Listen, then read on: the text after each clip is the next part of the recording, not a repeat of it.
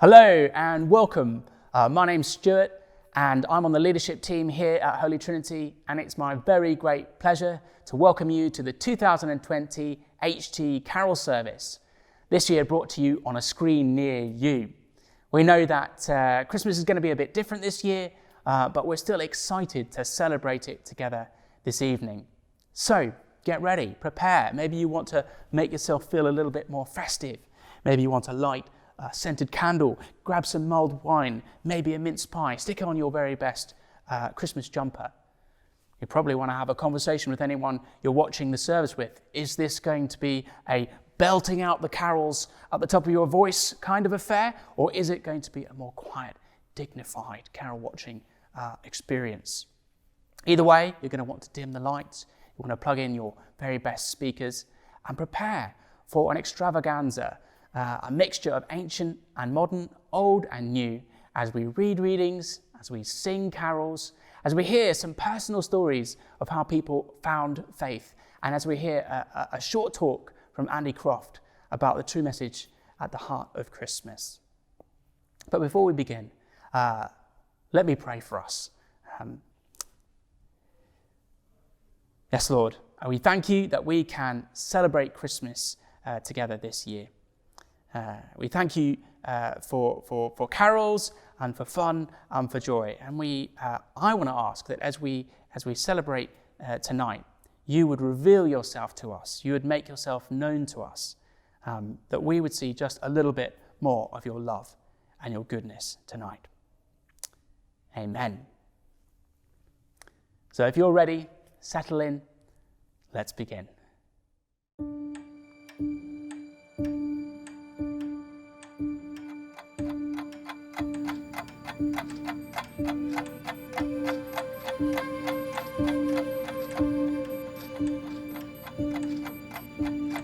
Waiting, like a restless world for a sigh of relief, to come unstuck from its state of anxiety, longing and anticipating some stroke of luck, some hidden cure, a release from its long-lasting isolation. Waiting, like a worn-out nation, let down by leaders who led them down paths they regret, yearning for something better, some kind of king or ruler who will make it all right again. Waiting, like those dwelling in deep darkness, keeping watch for that ever-elusive dawn whose coming seems unsure, but the colors changing on heaven's horizon, something or someone is arriving. Waiting, like a mother expectant with her first child, an unexpected surprise, but a promise of a better time to come. This child will be one whose birth brings joy to a thirsty heart, to those ready for a new start. Waiting, like those who heard a word uttered in ancient times.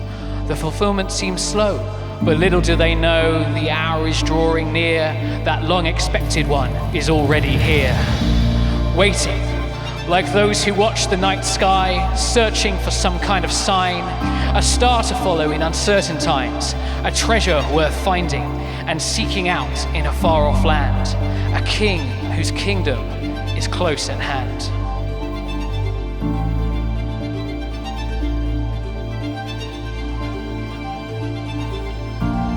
Waiting for a thrill of hope for a weary world, a cure for humanity's endless pain, a way for us to begin again, a healing from a deep disease that's spread to our very core. We've longed for something more than just self-made vaccines. We need something from above, some kind of medicine that's guaranteed to set us free from our deadly diagnosis. Something that answers the deepest cry of humanity, someone who knows us, who can walk with us and show us the way to a new and glorious day. Hope for the heart held down by despair, joy that's real, made of substance, not air. Love for the failures, the broken, the lost, a gift for the world beyond price, beyond cost. Oh, how long till we receive that gift from above?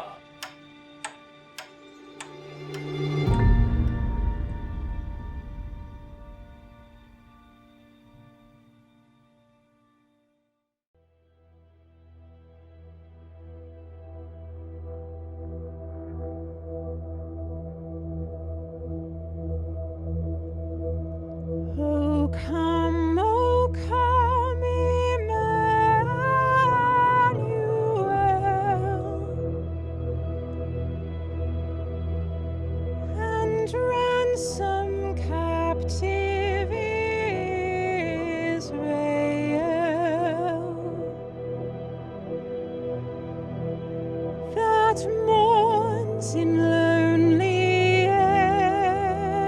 exile here,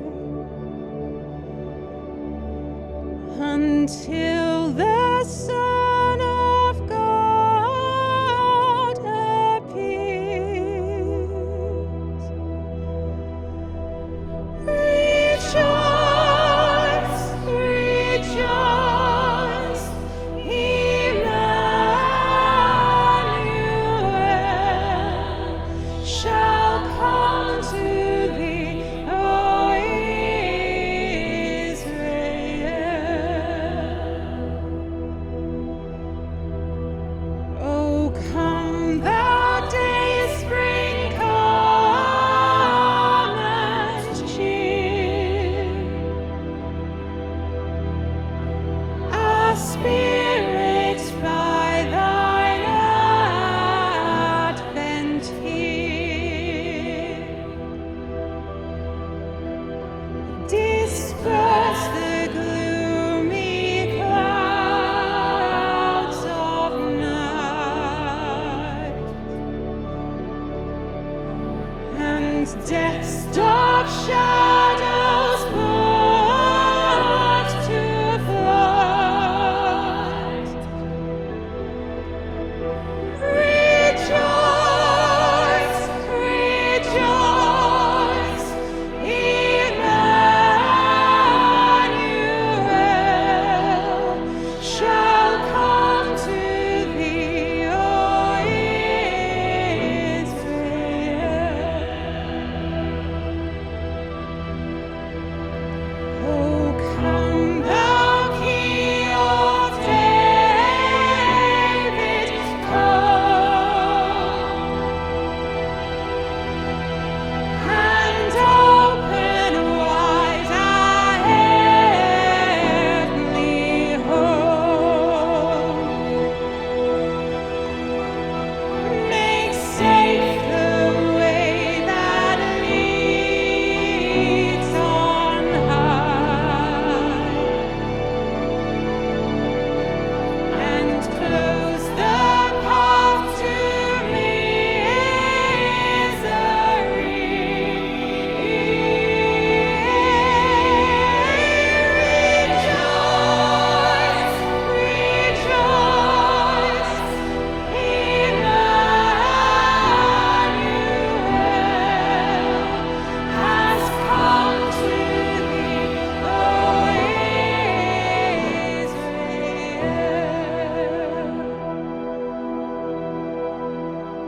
has come to thee, O Israel.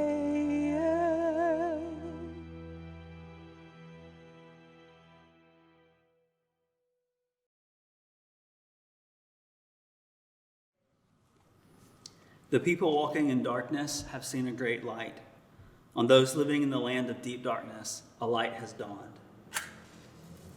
For to us a child is born, to us a son is given, and the government will be on his shoulders.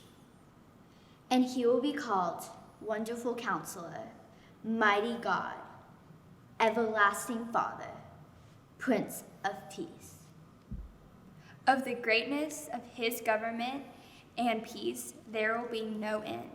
He will reign on David's throne and over his kingdom, establishing and upholding it with justice and righteousness from that time on and forever. The zeal of the Lord Almighty will accomplish this.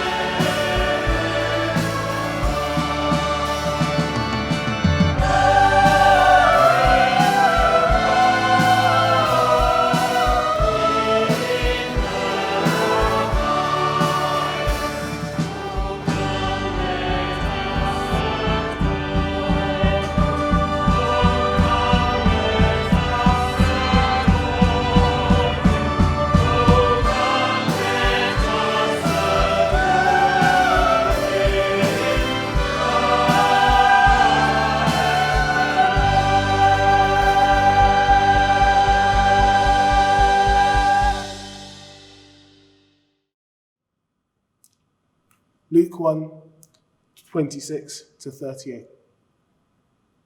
In the 6th month of Elizabeth's pregnancy, God sent the angel Gabriel to Nazareth, a town in Galilee, to a virgin pledged to be married to a man named Joseph, a descendant of David. The virgin's name was Mary. The angel went to her and said, "Greetings, you who are highly favored. The Lord is with you." Mary was greatly troubled at his words and wondered what kind of greeting this might be. But the angel said to her, "Do not be afraid, Mary. You have found favor with God. You will conceive and give birth to a son, and you are to call him Jesus. He will be great and will be called the Son of the Most High. The Lord God will give him the throne of his father David, and he will reign over Jacob's descendants forever. His kingdom will never end." "How will this be?" Mary asked the angel, "since I am a virgin?" The angel answered, "The Holy Spirit will come on you, and the power of the Most High will overshadow you. So, the Holy One to be born will be called the Son of God. Even Elizabeth, your relative, is going to have a child in her old age. And she who was said to be unable to conceive is in her 6th month. For no word from God will ever fail." "I am the Lord's servant," Mary answered. "May your word to me be fulfilled." And then the angel left her.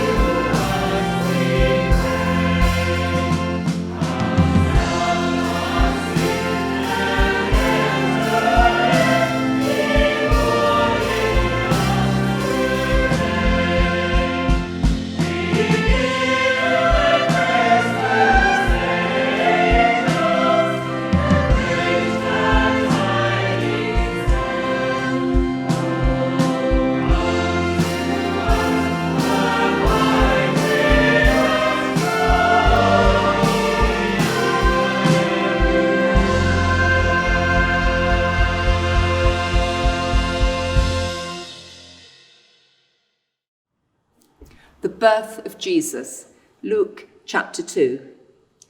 In those days, Caesar Augustus issued a decree that a census should be taken of the entire Roman world. This was the first census that took place while Quirinius was governor of Syria, and everyone went to their own town to register. So Joseph also went up from the town of Nazareth in Galilee to Judea, to Bethlehem, the town of David, because he belonged to the house and the line of David. He went there to register with Mary, who was pledged to be married to him and was expecting a child. While they were there, the time came for the baby to be born. She wrapped him in cloths and placed him in a manger because there was no guest room available for them.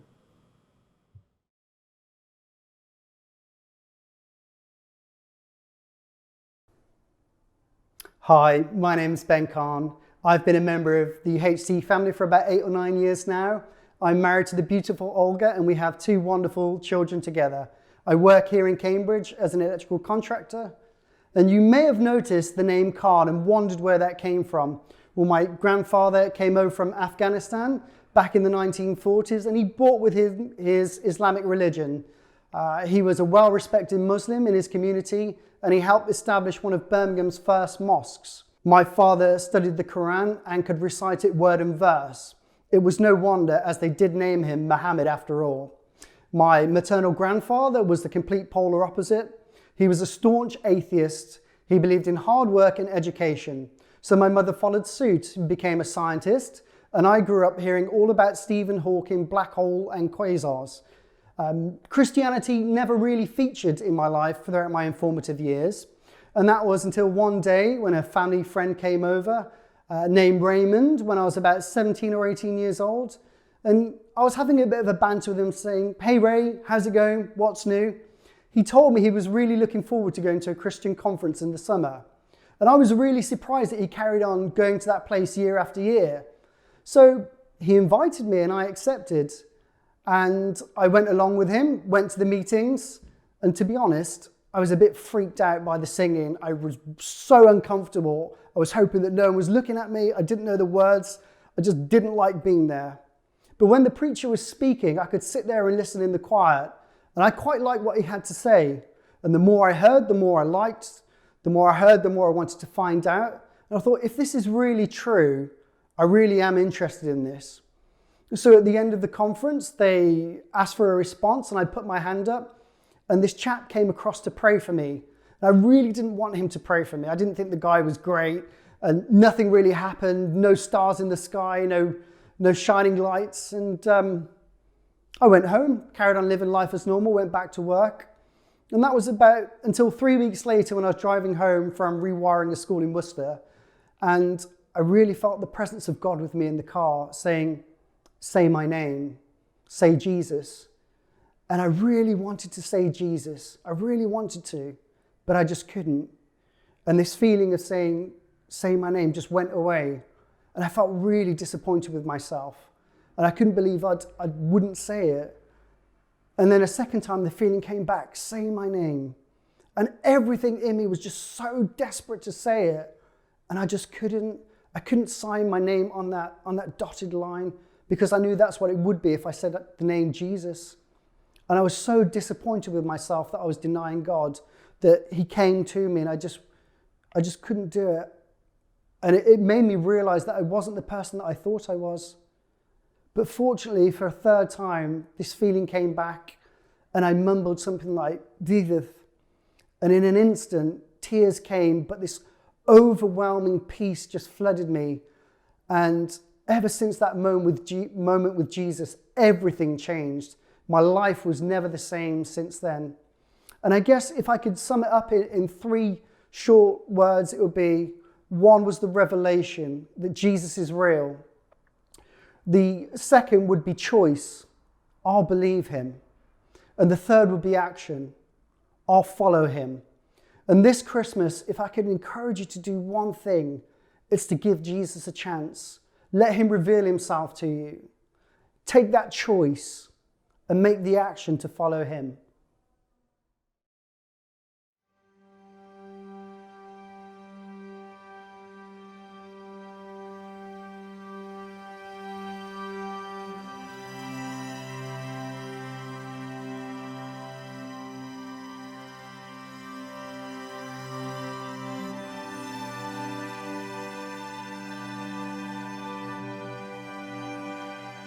In the beginning was the Word, and the Word was with God, and the Word was God. He was with God in the beginning. Through him all things were made. Without him nothing was made that has been made. In him was life, and that life was the light of all mankind. The light shines in the darkness, and the darkness has not overcome it. The Word became flesh and made his dwelling among us. We have seen his glory, the glory of the one and only Son, who came from the Father, full of grace and truth.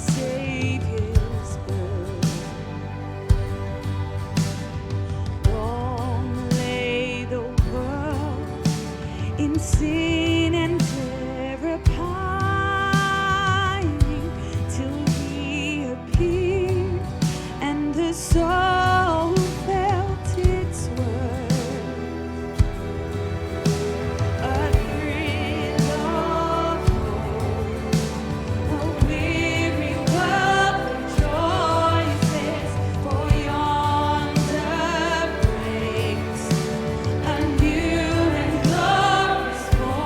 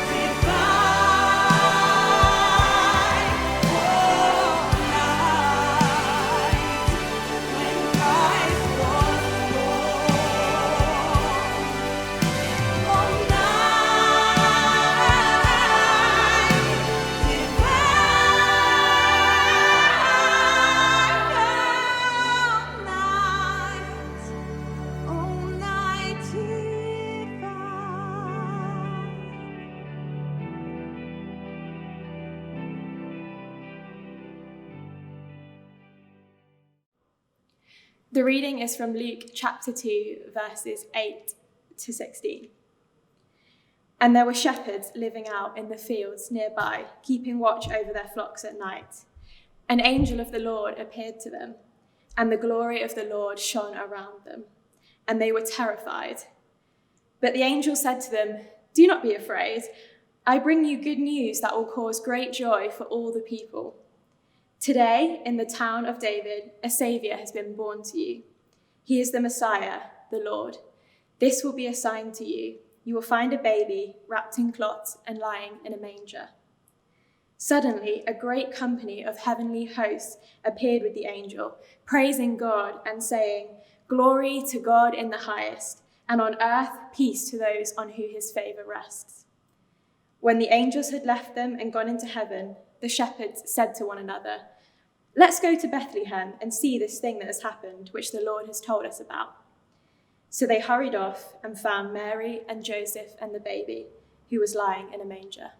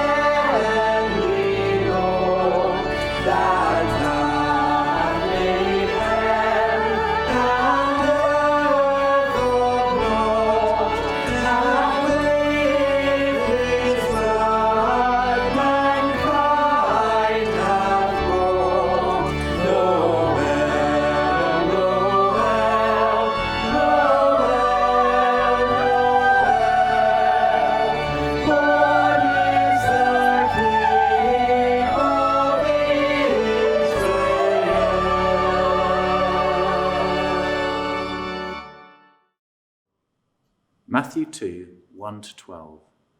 After Jesus was born in Bethlehem in Judea, during the time of King Herod, Magi from the east came to Jerusalem and asked, "Where is the one who has been born King of the Jews? We saw his star when it rose and have come to worship him." When King Herod heard this, he was disturbed, and all Jerusalem with him. When he had called together all the people's chief priests and teachers of the law, he asked them where the Messiah was to be born. "In Bethlehem in Judea," they replied, "for this is what the prophet has written. But you, Bethlehem, in the land of Judah, are by no means the least among the rulers of Judah. For out of you will come a ruler who will shepherd my people, Israel." Then Herod called the Magi secretly and found out from them the exact time the star had appeared. He sent them to Bethlehem and said, "Go and search carefully for the child. As soon as you find him, report to me, so that I too may go and worship him." After they had heard the king, they went on their way, and the star they had seen when it rose went ahead of them until it stopped over the place where the child was. When they saw the star, they were overjoyed. On coming to the house, they saw the child with his mother Mary, and they bowed down and worshipped him. Then they opened their treasures and presented him with gifts of gold, frankincense, and myrrh. And having been warned in a dream not to go back to Herod, they returned to their country by another route.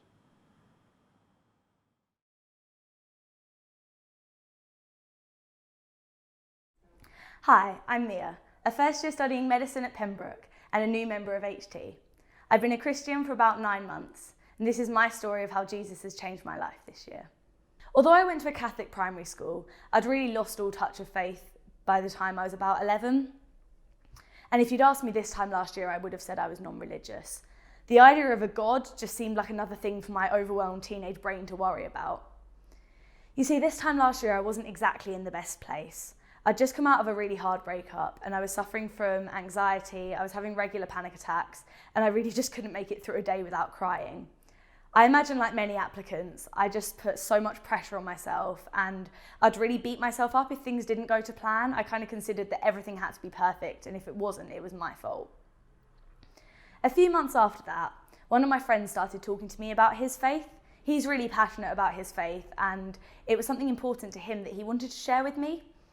And although I wasn't really sure about it, I agreed, mostly out of polite awkwardness, to go to a church service with him.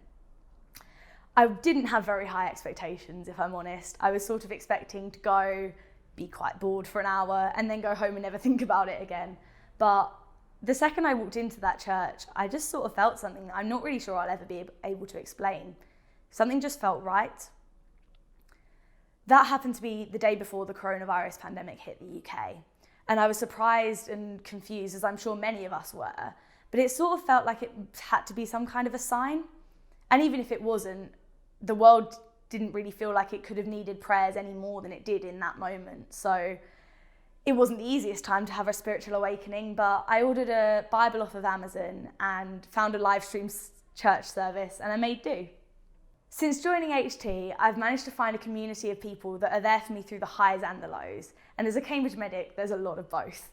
It's really nice to know that now I can just step back from situations and go, you know what, this is in God's hands rather than my own. And I think that's made a massive difference in my life, particularly in my mental health. Life is busier here than ever before, and it's pretty much impossible to be on top of everything. But I guess the difference is, being a Christian, is knowing that my life and my existence isn't defined by a mark on a chemistry essay, but more on the Father's love for me, and that's love that he has for everyone. It's universal. My friends like to call me a baby Christian at the moment because I'm still in that stage of being really excited and finding out so many new things, particularly after the first HT student night, which I was found skipping down King's Parade, proclaiming the fact that God's kingdom is coming, which was just the most exciting thing to me in that moment.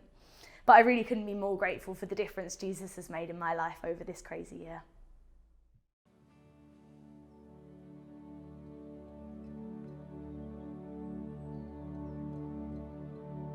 Like a frost on the rose, winter comes for us all. Oh, how nature acquaints us with the nature of patience. Like a seed in the snow.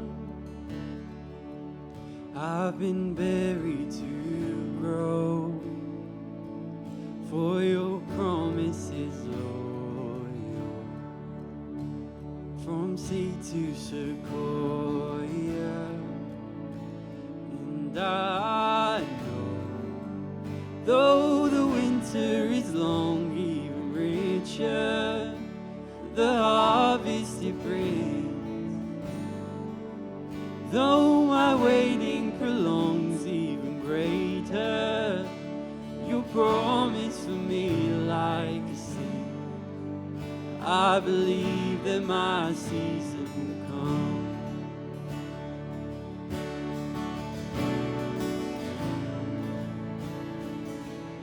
Lord, I think of your love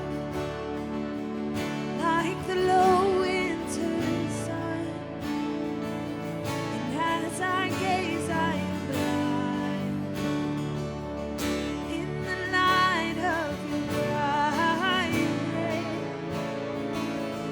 Like a bird to the snow, I'm renewed in you. So melt the eyes of this world till the barren is beautiful. And I know though the winter is long, even richer the harvest it brings. And though my waiting prolongs, even greater your promise for me like a seed. I believe that my season will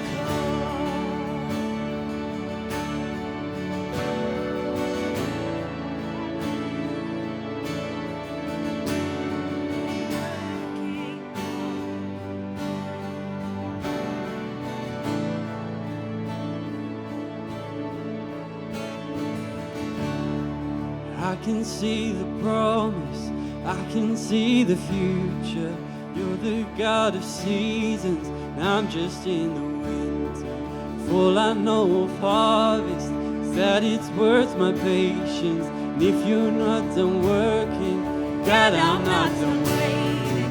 You can see my promise, even in the winter. 'Cause you're the God of greatness, even in a manger. All I know of seasons is that you take your time. You could have saved us in a second. Instead you send a child.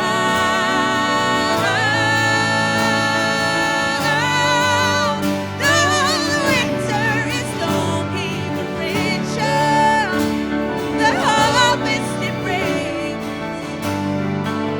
And though my waiting prolongs, even greater your promise for me like a seed. I believe that my season will come. And when I finally see my truth, I believe there's a season to come.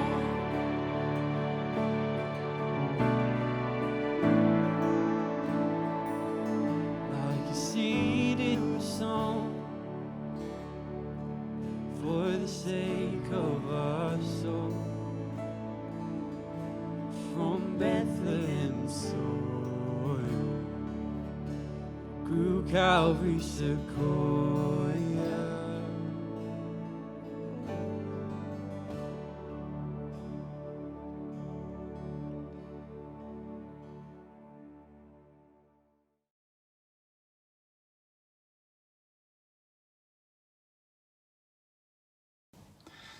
Hey everyone at Holy Trinity Cambridge, it's great to be able to share with you at the carol service. I am a bit gutted that we're not able to do it together in person, but such is 2020, right?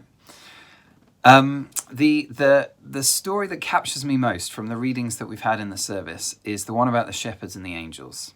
And I love it because I love just pondering the fact that the shepherds were just going about their everyday lives. It was another night in the fields for them, another night shepherding. And by the next morning, they were totally transformed. God interrupted them, and that's what happens. And here we are 2,000 years later, going about normal life. Well, not normal life, lockdown life. And we're trying to make the best of it. We are studying, we are parenting, we are working. And yet, at a carol service like this, as we listen to that message echoing across the 2,000-year gap that divides us, it still has the potential to transform us. Unsearched for and unlooked for, often that message has been transforming people's lives ever since. It's the message of Christmas. And it's kind of a lot to take in, the message of Christmas. I want to just try and break it down, if I can, just a few simple things. And the first is this: the heart of Christmas. If we want to consider what Christianity is all about, this is the first part of it. God comes close. So many decades ago, there was the space race between the Russians and the Americans. Who was going to get a person up into space first? And the Russians won. And the person that went into space came back down again and was interviewed on TV, and he was asked the question, when you were in space, did you see God? And his response was, no. And this was hailed as proof that God does not exist. And then the Americans got someone up into space and back down again, and he was asked the same question, when you were in space, did you see God? And his response was, I would have, had I stepped out of my space suit.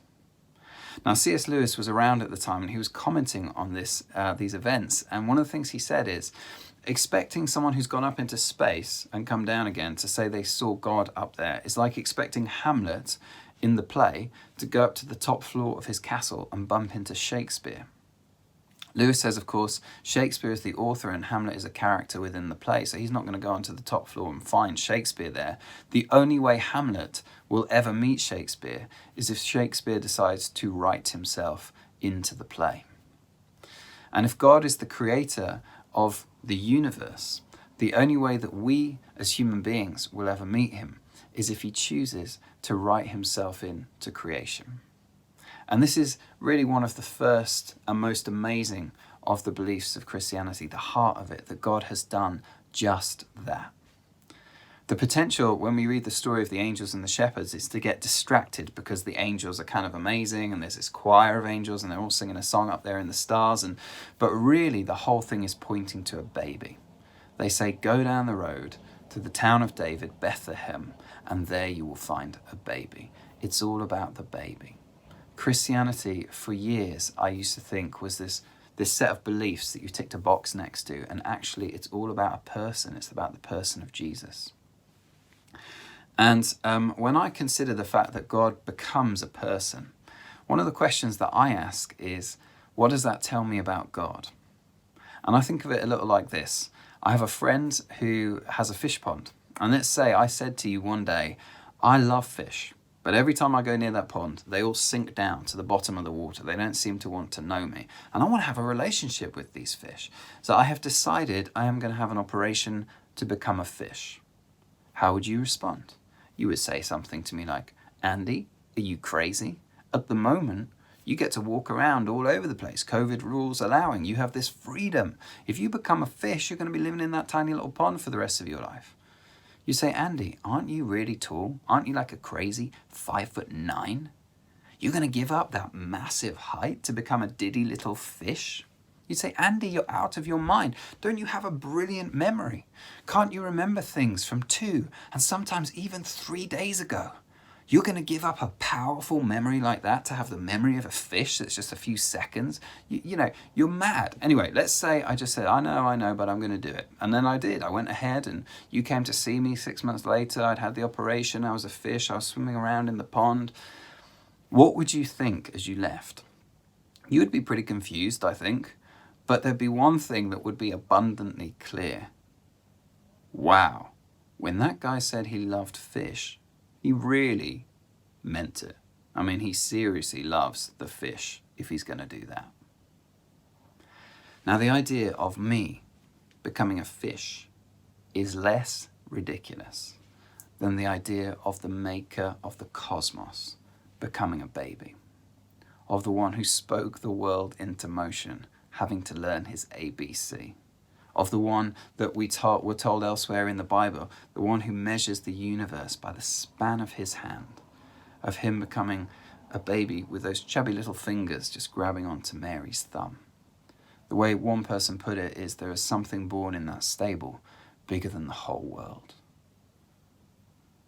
And there's a mystery about that for sure. Some stuff that I don't know if we'll ever get our heads fully around it, but one of the things that is abundantly clear as I see that, well, is if this is true, if God has done this, then it must mean he loves us.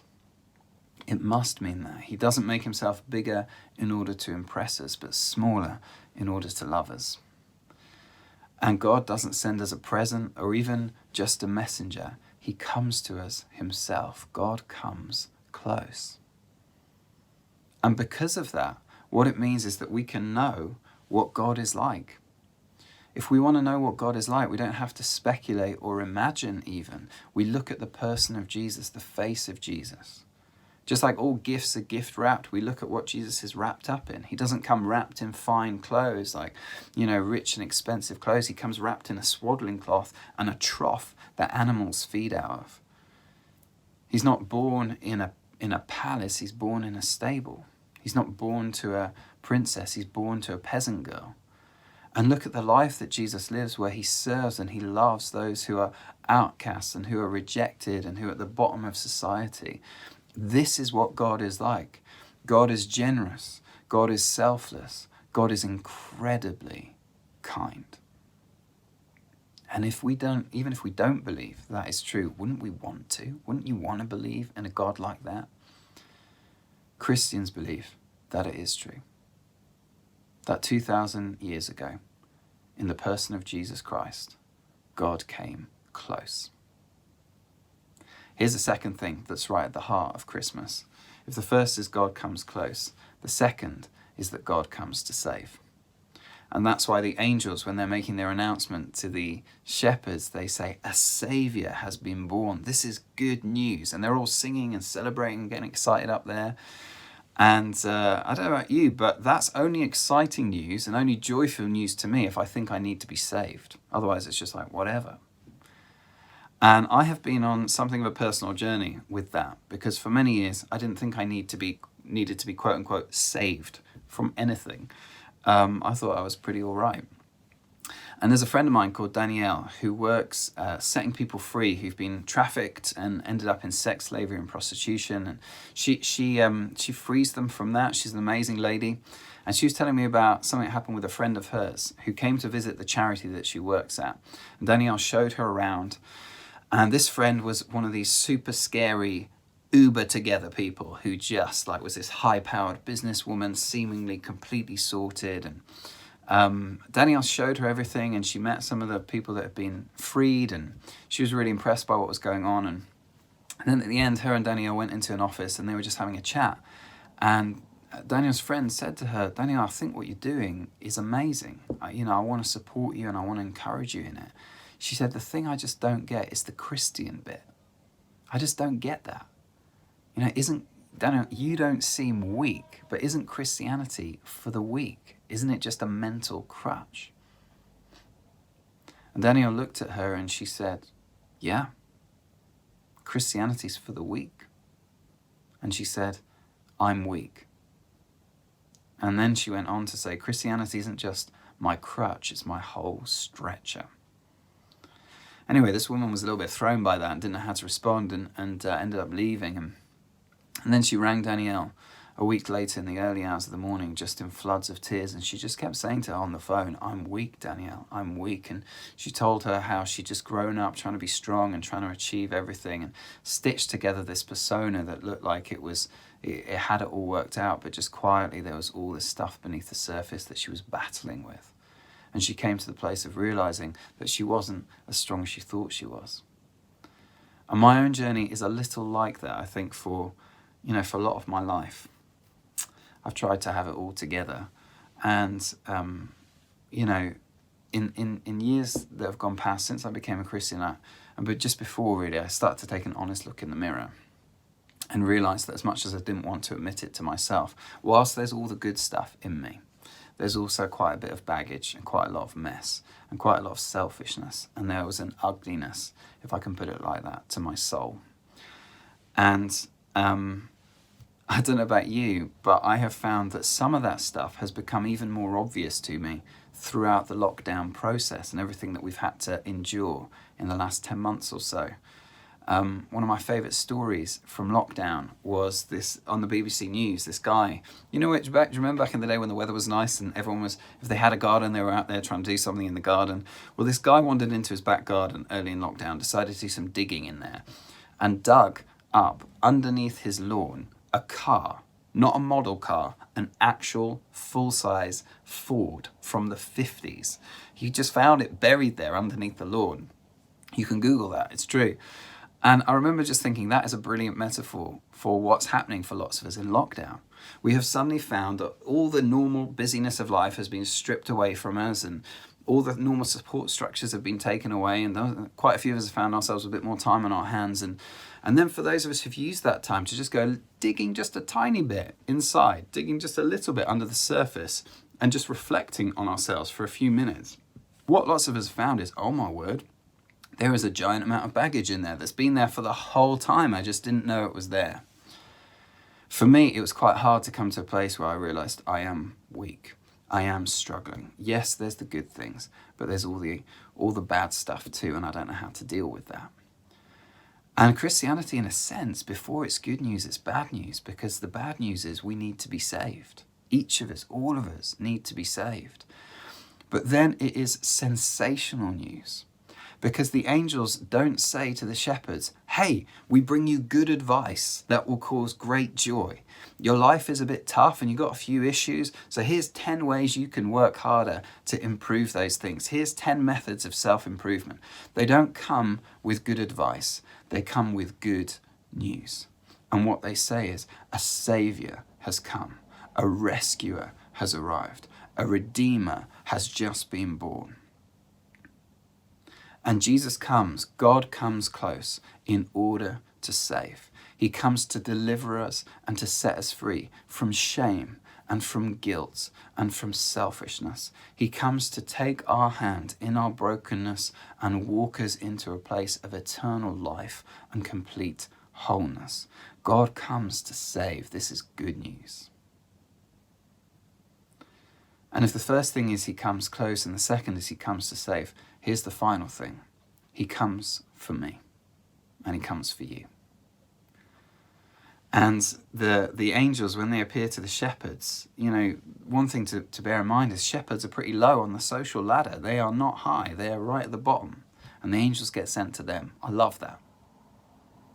The angels, when they come to him, they say, this is good news that will cause great joy for all people. That includes, to my utter astonishment, me. And that includes you too.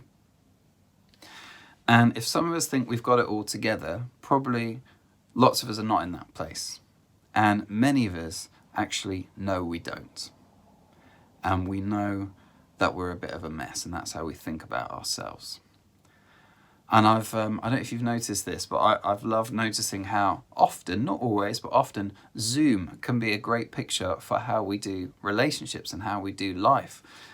We've probably all become experts, or maybe this is just me who does this, but I hope not. We've all become experts at just presenting the room, how you want everybody to see it, and yourself, how you want everyone to see it. So I'll set the camera up so what's on screen looks all right, but then I've got the dirty dishes over here, I've got the dirty laundry over here, I'm wearing a top, but I'm basically sitting there in my pants. And so long as this looks acceptable, then I'll be accepted. And all the other stuff I just cram to a point where no one can see it. Isn't that a great picture for how some of us can do life and relationships? So long as we present something that looks acceptable, then maybe we'll be welcomed in. And all the other stuff we just have to hide away. And not always, but sometimes the fear, and the reason we do that is fear. Because if they really saw me, if they really knew the darker side of my character, if they really knew some of those inner struggles, they wouldn't stay and they wouldn't want to know, and I wouldn't be welcome. When I was a student at Cambridge, I was at Corpus, and there was a friend of mine who was just this incredibly likeable guy. Everyone in the college thought he was great. And one day he got dumped by his girlfriend. So the two of us went to the college bar, and we were sitting there, and I was trying to console him. And I remember he just said to me, he'd had a few drinks by this point, and he just said to me, "Don't worry, Andy, I'm going to be fine." And the reason I'm going to be fine is because I think of myself like a castle. And he said, I've got the outer wall, and I've got the inner wall, and then I've got the keep right in the middle. And he said, sometimes I let people behind the outer wall. Sometimes I let people behind the inner wall, but no one ever gets into the keep. And I remember listening to him and knowing exactly what he meant, because that's how I'd lived my life for a long, long time. Putting my armor up and my guard up, letting people get close but not too close. And I remember reflecting afterwards, you are one of the most likable guys in the college. Everyone thinks they know you, and yet actually you've got this core of who you are that you have just hidden away, that you've guarded. And the reason surely has to be fear, doesn't it? Because it's that thing of, what if they really knew me? Either they would leave and I'd be devastated, or you know, that's what he was afraid of, I think. And with God and coming to know him, you know, I've chatted to so many people over the years, and I've been one of these people who thought, well, I have to have a front. You know, if I'm going to know God, it means I have to be a good person, I have to change my ways. And you know what? Coming to know God is a complete surrender of everything in our lives. Absolutely, we're to live according to what he says. That's what it is to know God and be in a relationship with him. And yet at the same time, here's the wonder of it. We come as we are. And he is probably the only person to whom ultimately we can trust the keys of the keep, because he already sees the worst of who we are. He already knows. He's got no illusions. You know, a God who's born into a feeding trough has no illusions about the state of humanity. He knows what we're like. He knows what we're like. He sees everything we hide off camera. He sees everything that we don't even like to look at. And he still says, I love you. And he still says, I'm yours. And I want you to become mine and to say yes to me in relationship with me.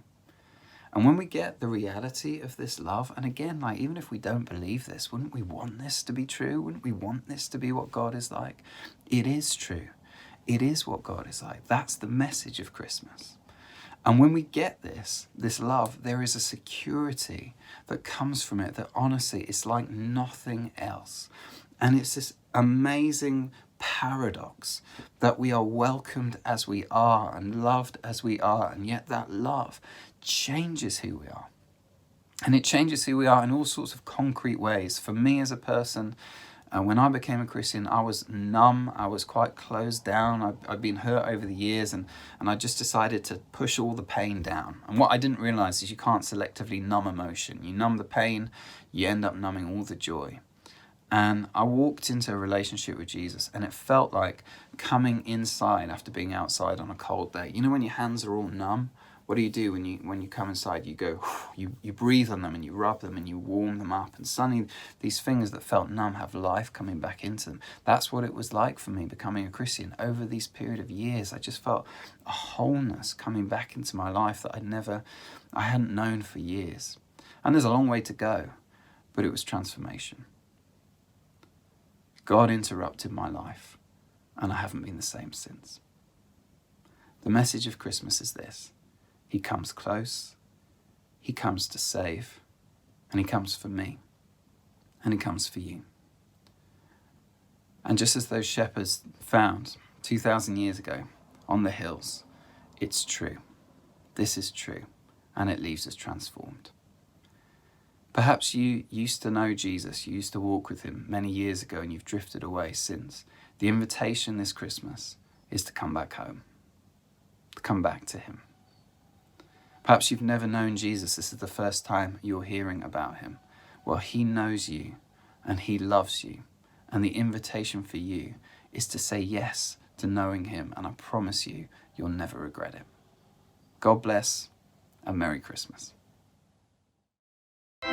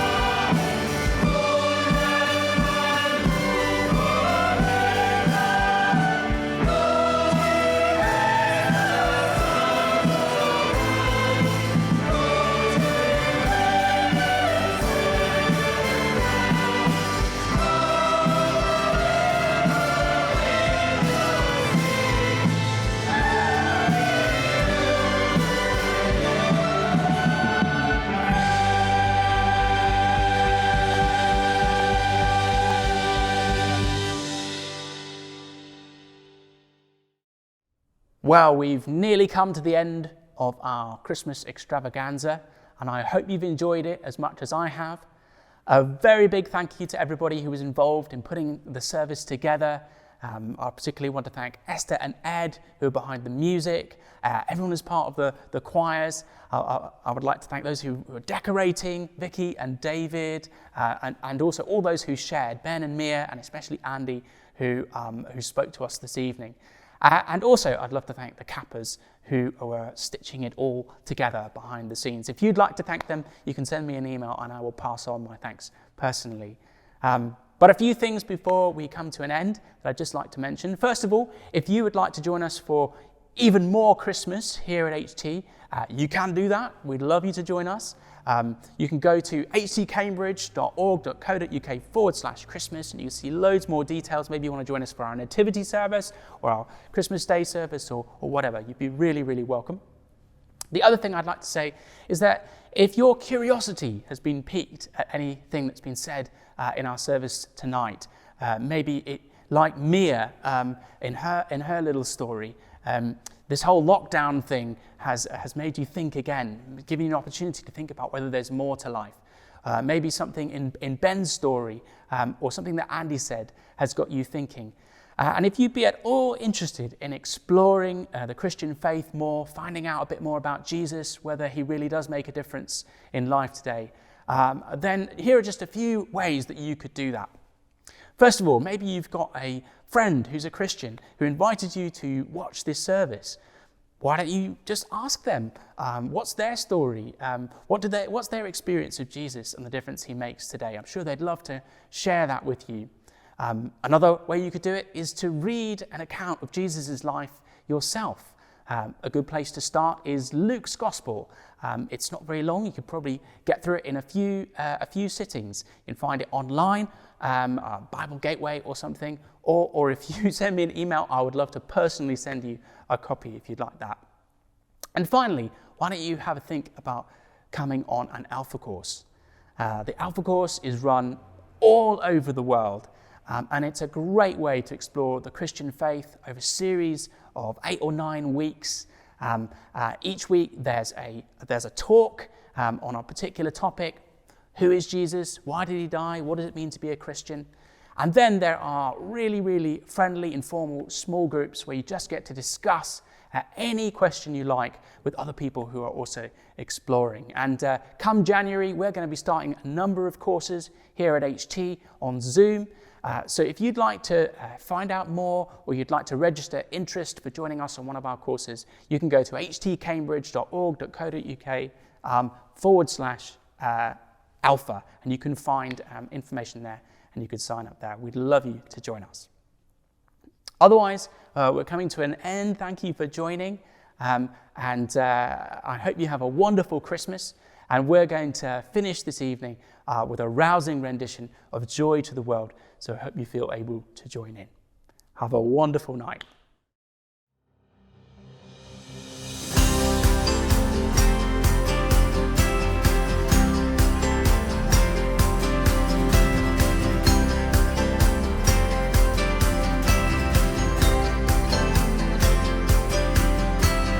Joy to the world, the Lord is come.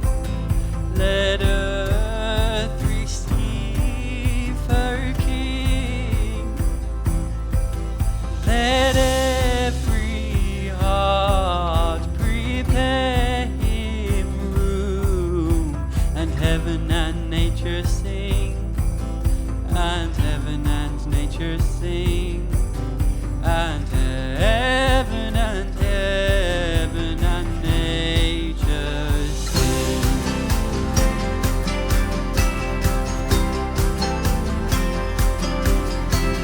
Joy to the world, the Savior reigns. Let all their songs employ, while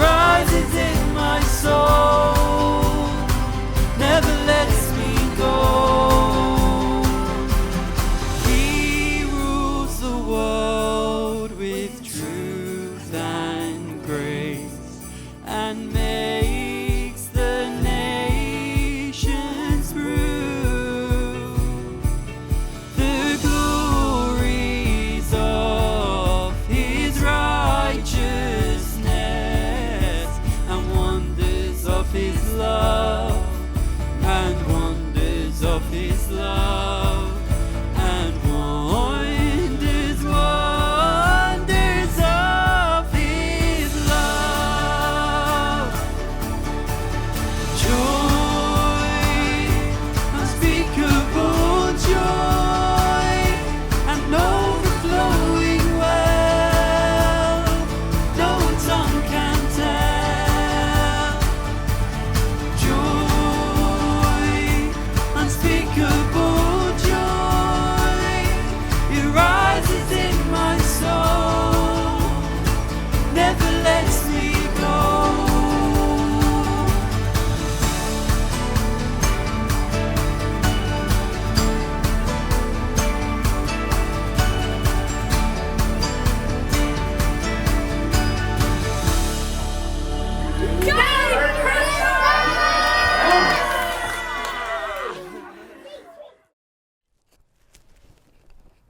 That was great.